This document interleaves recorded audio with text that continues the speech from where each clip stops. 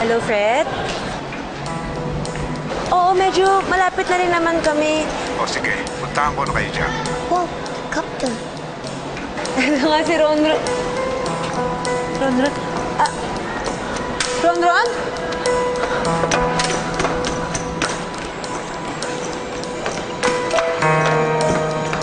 Ronron? Ronron, anak?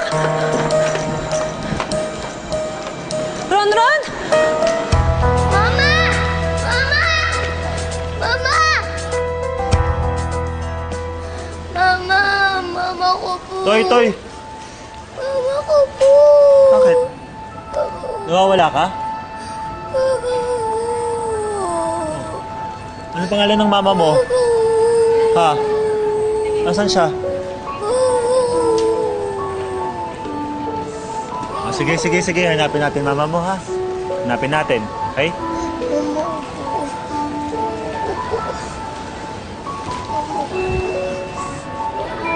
Ano po yun?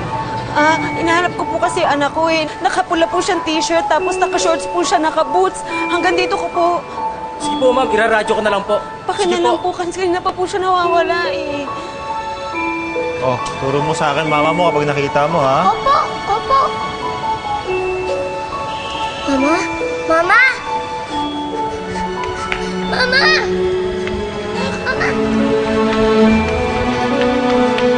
Saan ka ba napunta? Di ba sabi ko sa'yo, huwag ka lalayo kay mama? Luisa?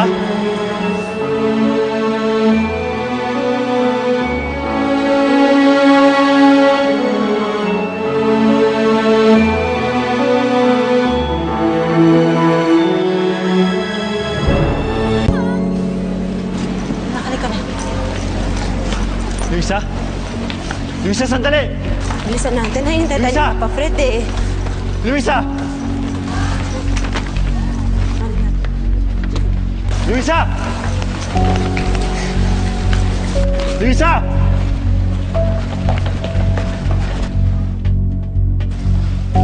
Luisa? Oh, papunta na talaga ako sa inyo. Katatawag ko lang sa driver. Uwi na tayo, nahihilo na ako. Halika, daling kita sa doktor. Hindi na. Sa bahay nila ako magpapahinga. Oh, sige. Basta umuwi na lang tayo, please. Oh, ba't ka nagmamadali?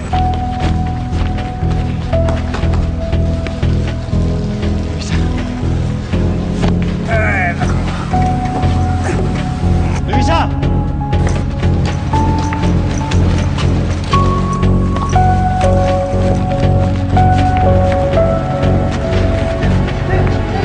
Luisa!